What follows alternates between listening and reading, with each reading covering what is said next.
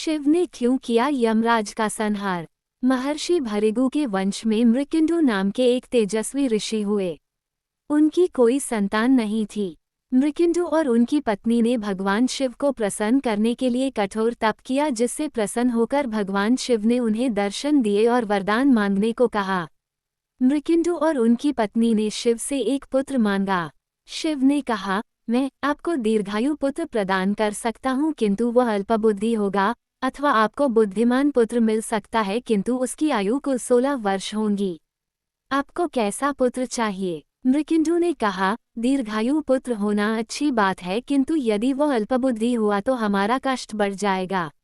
इसलिए आप हमें ऐसा पुत्र दीजिए जो भले ही अल्पायु हो, किंतु उसका यश चिरस्थायी हो। शिव ने तथास्तु कहा और अंतर्धान हो गए। कुछ समय बाद मृत्युंजय की पत्नी ने एक तेजस्वी बालक को जन्म दिया।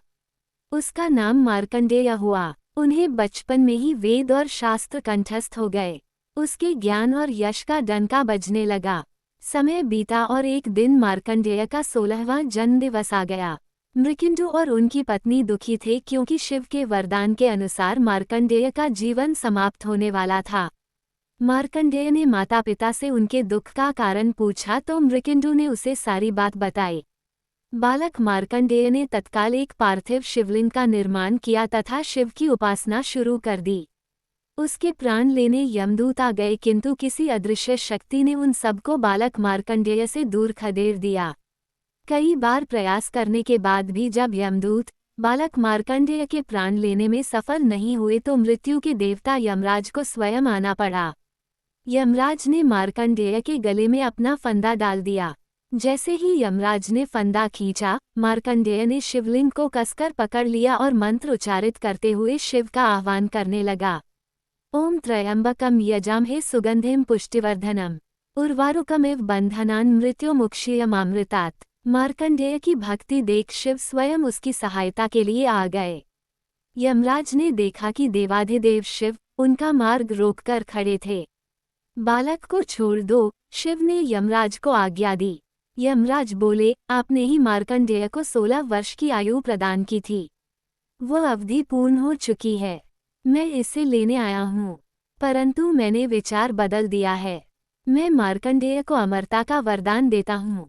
शिव ने उत्तर दिया, ये प्रकृति के नियमों के विरुद्ध है। यम ने डरते हुए कहा।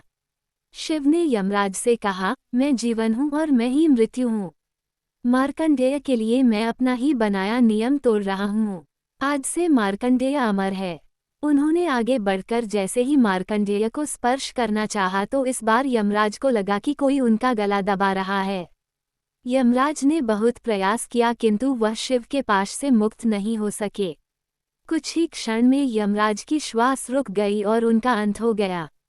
ये भयानक दृश्य देखकर देवतागण शिव के पास आए और सृष्टि के संतुलन के लिए शिव से यमराज को पुनर्जीवित करने का आग्रह किया।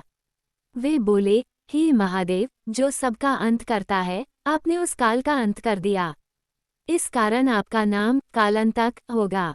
मार्कंडेय ने आपके आह्वान के लिए जो मंत्र उच्चारित किया था वह महामृत्युंजय मंत्र कहलाएगा और इसका पाठ करने वाले को मृत्यु का भय नहीं रहेगा। इसके बाद शिव ने यमराज को फिर से जीवनदान दे दिया।